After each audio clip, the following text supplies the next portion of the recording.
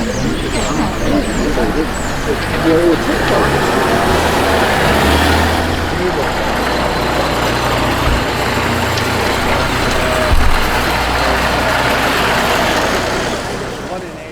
morning, everyone. Thank you so much for coming. So lovely to see so many people here, especially lots of local faces.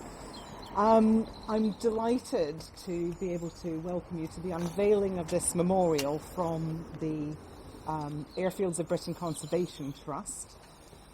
Pulham Air Station has a really important role in this village. It is, it's in the hearts and minds and memories of so many people through their family connections and its physical presence just to the south of the village.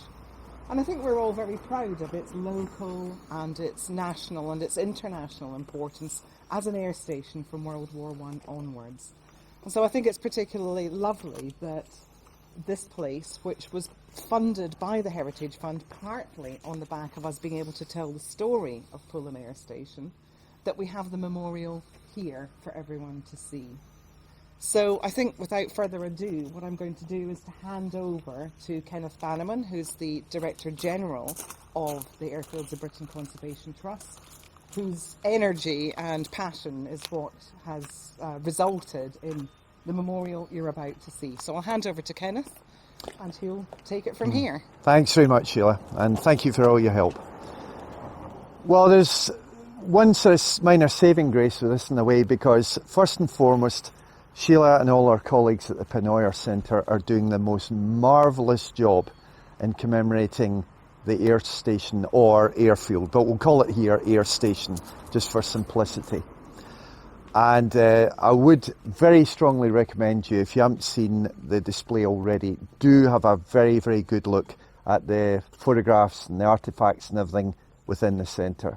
It's absolutely marvellous.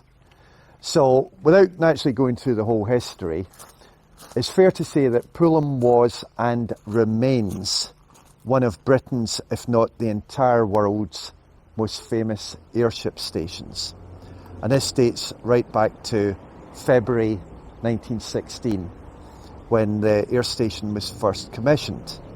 Enough to say it played an enormous part, not just in World War I, but also World War II, and between the two world conflicts and thereafter until it eventually closed in 1958 through areas such as maritime patrol, experimentation, communications, ammunition supply, and also aircraft salvage.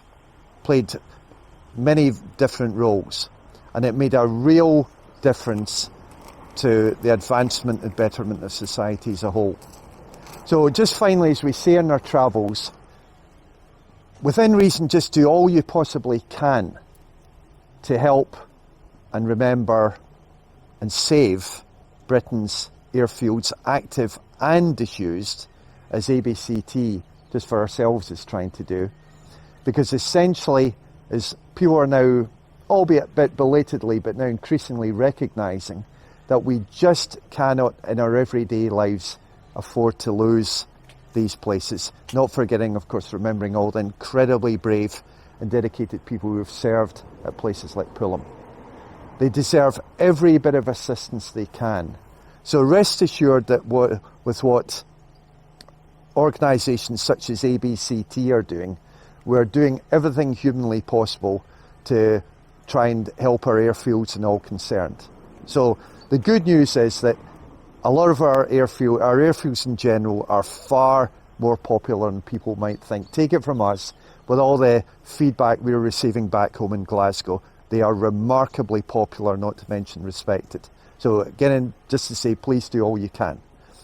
And therefore, again, thank you all very much for attending. And so Sheila and I are delighted to be able to unveil this latest memorial to yet another of Britain's top physical and historical assets, in this case, Pulham Air Station, or as we have to call it as well, on a more generic level, Pulham Airfield. Thank you all very much. No more. Okay.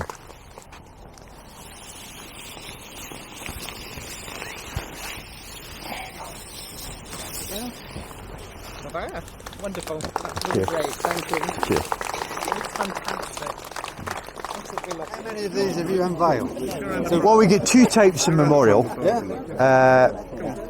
This is now our 237th. 230.